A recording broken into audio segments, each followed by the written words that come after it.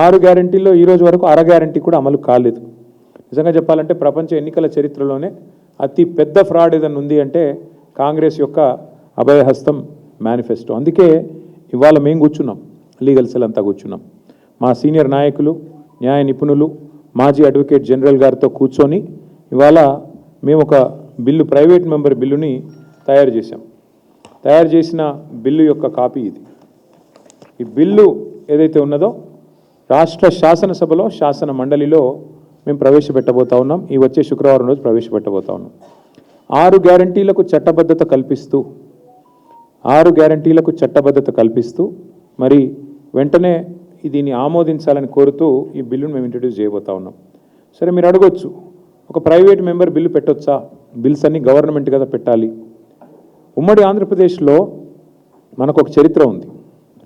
ఉమ్మడి ఆంధ్రప్రదేశ్లో గౌరవనీయులు నందమూరి తారక రామారావు గారు ముఖ్యమంత్రిగా ఉన్నప్పుడు 1986 ఆ టైంలో అనుకుంటాను, ఆ రోజు ఒక ప్రైవేట్ మెంబర్ బిల్లు ప్రవేశపెట్టడం జరిగింది. ఆనాటి భారతీయ జనతా పార్టీ ఫ్లోర్ లీడర్గా ఉన్న సిహెచ్ విద్యాసాగర్ రావు గారు ఒక ప్రైవేట్ మెంబర్ బిల్లు ప్రవేశపెడితే గవర్నమెంటు దాన్ని ఆహ్వానించి దాన్ని చట్టం కూడా చేసింది.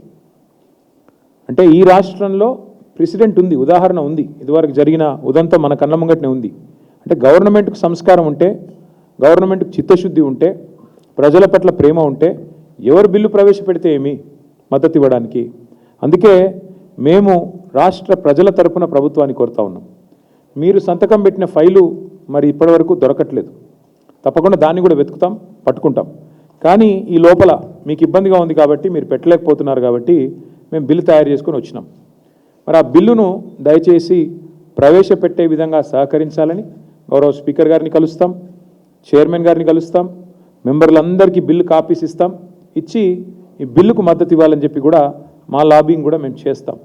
ఎందుకంటే అల్టిమేట్గా ఈ చట్టం చేయడానికి నాకు తెలిసినంత వరకు మరి ఎవరికి ఇబ్బంది ఉండకూడదు. ఇచ్చింది కాంగ్రెసే కదా, మాట ఇచ్చింది కాంగ్రెస్.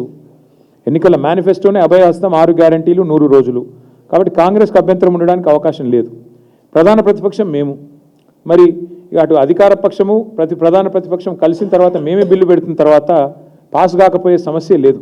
అటు శాసనసభలో కానీ అటు కౌన్సిల్లో కానీ దబ్బన బీజేపీ వ్యతిరేకించినా ఏం పెద్ద ఇబ్బంది ఏమి ఉండదు, ఎందుకంటే వారికి ఇష్టం లేకపోవచ్చు.